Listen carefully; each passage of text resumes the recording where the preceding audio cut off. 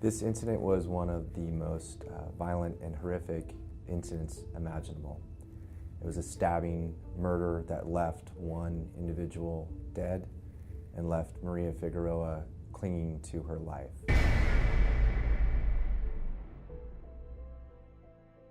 A pretty normal day. My dad had actually not worked.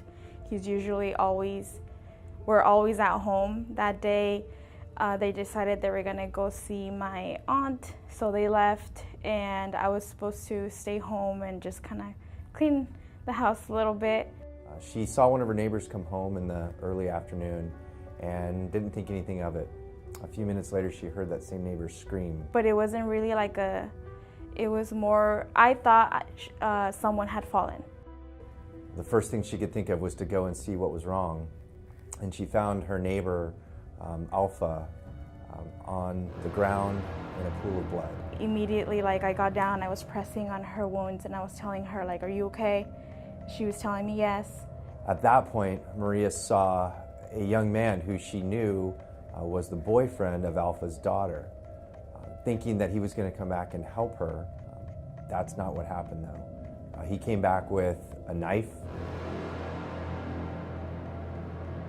and proceeded to stab her multiple times. He cut my head first, up here. He was trying to get my neck, but because I put my arm up, he got my arm. So he stabbed me twice in the arm. I just remember kicking him over and over and over again to try to get him off of me, and he just stopped.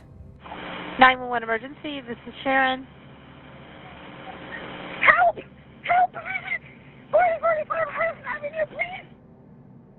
Unfortunately for Alpha, her attacker did stab her and ended her life that afternoon. Probably around 5'3".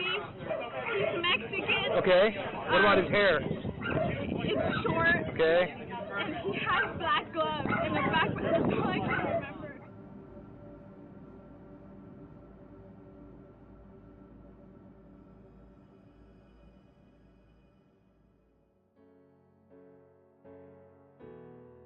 Had she not been there, had she not acted quickly, had she not identified him, come to court and followed up with that identification in the way that she did, it may not have been possible to identify the assailant in this case.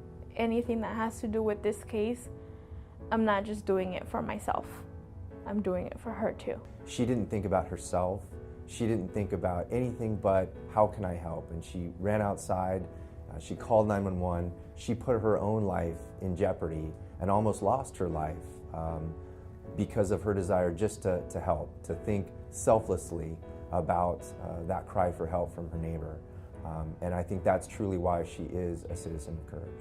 I just did what I thought everyone would have done.